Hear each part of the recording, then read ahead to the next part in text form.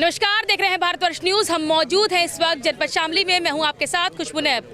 हमारे साथ मौजूद हैं एक जाना माना चेहरा इकरा हसन। इकरा हसन किसी भी इंट्रोडक्शन की मोहताज नहीं है। आज यहाँ पर जो ये प्रत्याशी हैं उनके समर्थन में आई है, जो पेशे से एक अध्यापिका भी है।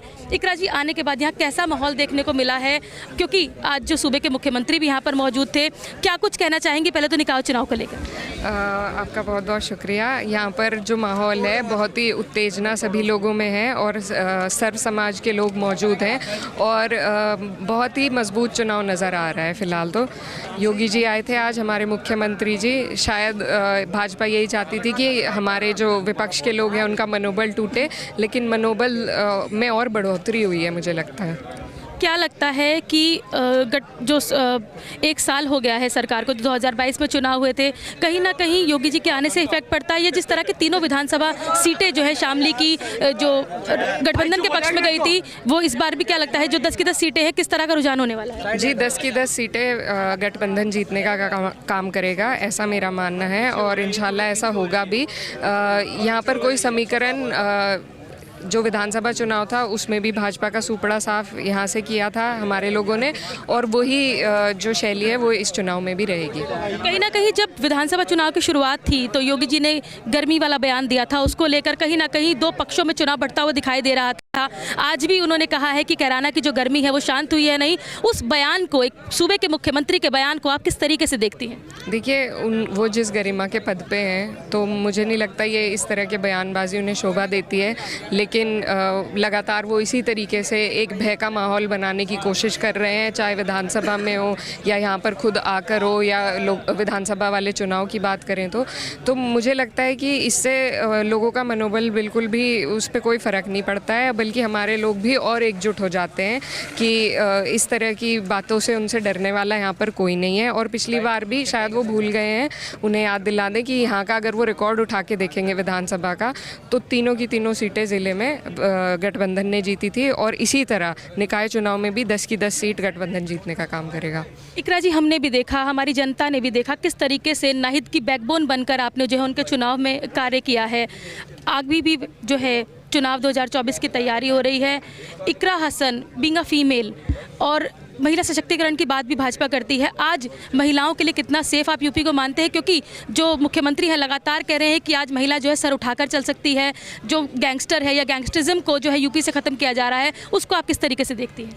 देखिए, कहना सिर्फ बयानबाजी से ये बातें सच नहीं होती हैं। एनसीआरबी की आप अगर रिपोर्ट उठाकर देखेंगे तो लगातार महिलाओं के प्रति जो अपराध हैं वो बढ़ते जा रहे हैं। तो वो फैक्ट पे बात करें, मुझे नहीं लगता है कि इस देश में तो कानून की इज्जत ही नहीं रही है। रोज़ाना चाहे वो आप उठाकर देख लेंगे, अगर अभी जो हाल फिलहाल के हत्याकांड हुए हैं उनमें अगर कानून की यहाँ पे व्यवस्था ठीक ठाक होती तो मेरे हिसाब से ऐसी एक भी वारदात होनी नहीं चाहिए थी।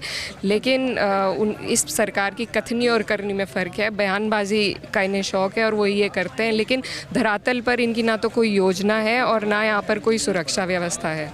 एक बयान और दिया है कि यूपी में नो कर्फ्यू नो दंगा, यूपी में सब कुछ चंगा। जो ये माफियाओं का खात्मा किया जा रहा है और भी लिस्ट निकाली जा रही है, कहीं ना कहीं डर का माहौल बनाया जा रहा है, गैंगस्टरिज्म को ख़त्म करना, क्या आप इसको ठीक नहीं मानती? देखिए, वो गैंगस्टरिज्म को ठीक करना बहुत ठीक बात है, लेकिन वो न्यायपालिका के हाथ में है। कोई भी कल को किसी और पार्टी की अगर सत्ता आ जाए, वो भी इस तरह के काम करने लगे तो वो भी गलत है, क्योंकि इस तरीके से हम सिर्फ जंगल राज को बढ़ावा दे रहे हैं। और आज यूपी में तो मैं कहना चाहूँगी कि जंगल राज ही चल रहा है। जो हमारी न्यायपालिकाएँ हैं उनका यही तो काम है। जो संविधान ने उन्हें ताकत दी है, वो एक थर्ड पिलर ऑफ डेमोक्रेसी है, उसका यही काम है कि वो सही और गलत का फैसला करे। अगर सिर्फ जो लोग पावर में होंगे, जो सत्ता में होंगे, वो सही गलत का फैसला करेंगे तो उन्हीं के हिसाब से सारे फैसले होंगे। तो ये तो सरासर कानून की बेइज्जती है, न्यायपालिकाओं की बेइज्जती है और मेरे हिसाब से बिल्कुल गलत बात है। सभी को सुनवाई का अधिकार है, चाहे वो कितना भी बड़ा अपराधी हो। हमारे देश में जो आतंकवादी हैं उनकी भी सुनवाई होती है और NHRC भी ये कहती है, हम लोग UN चार्टर के भी साइनी हैं हमारे कंट्री। तो हर तरीके से ग्लोबल स्तर पर भी इसको बिल्कुल बेकार बेकार बात माना जा रहा है, तो मेरे हिसाब से ये बिल्कुल गलत है। न्यायपालिकाओं का काम अगर न्यायपालिका करे तो वो बेहतर है। इकरा जी, मेरा अंतिम सवाल है आपसे। आप राजनीतिक पृष्ठभूमि के परिवार से आती हैं, एक महिला हैं और ये सीट भी महिला के लिए रिजर्व्ड है। क्या लगता है कि महिलाएं राजनीति में जो है कितना, राजनीति के साथ जो है पूरा का पूरा राजनीति में आकर महिलाएं जो है कितना काम कर सकते हैं? क्या महिलाओं को राजनीति में आगे बढ़कर आना चाहिए और महिलाओं के आने से कितना फ़र्क जो है पड़ेगा? देखिए, महिलाएं हमेशा हर मल्टीटास्किंग के लिए जानी जाती हैं, तो मेरे हिसाब से महिलाएं अगर समाज में इस तरह की राजनीतिक कार्यक्रम हो, चाहे सामाजिक कार्य हो, अगर उनमें आगे बढ़ेंगी तो महिलाओं में एक शालीनता होती है, सबकी सुनने की क्षमता होती है और सबको साथ लेकर चलने का वो काम, क्योंकि ये हमारे नेचर में माना जाता है, तो मुझे लगता है समाज के लिए ये बहुत ही एक अच्छी बात रहेगी।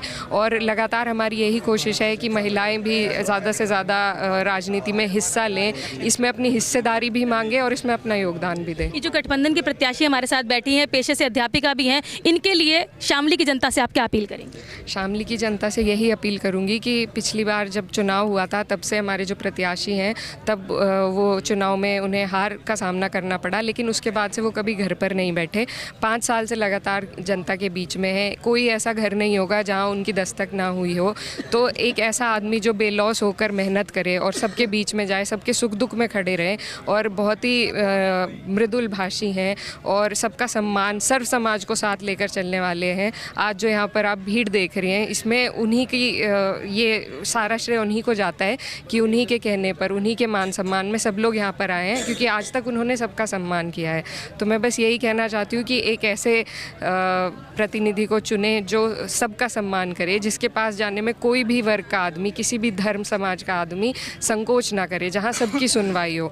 और ये क्योंकि एक ऐसा पद है जिसके पास अपनी खुद की कलम की ताकत है, तो ऐसे पद पर ऐसे आदमी की ज़रूरत है जो सबको साथ लेकर चले, सभी लोगों का विकास करे। और ये सभी गुण हमारे प्रत्याशी विजय कौशिक जी में मौजूद हैं। और बस यही शामली वालों से विनती है कि आज ये साबित हो चुका है कि ये चुनाव सिर्फ नगर पालिका का नहीं रहा, सरकार के खिलाफ हमारा चुनाव है। तो जितना भी हमारे अंदर जो भी निराशा है सरकार के खिलाफ, उसको जवाब देने का इस वोट के ज़रिए हमारे पास एक उपाय है। तो आप लोग सभी अपने वोट का उपयोग करें, सही जगह उपयोग करें, विजय कौशिक जी को नल के सामने वाला बटन दबाकर भारी मतों से विजय बनाएं। अगर जनता विश्वास जिताकर नगर पालिका में पहुंचा देती है, तो क्या इकरा हसन जो शामली की जनता से वादा करती है कि बहुत जल्दी राजनीति में उभरता हुआ चेहरा इकरा हसन का देखने को मिलेगा शामली की जनता को? अभी इस पे कुछ नहीं कहना चाहेंगे, लेकिन अभी पहले निकाय चुनाव है, उसके बाद आगे के चुनाव के फैसले। इकरा जी, आप भले न कहिए, आपकी मुस्कुराहट बहुत कुछ कह रही है।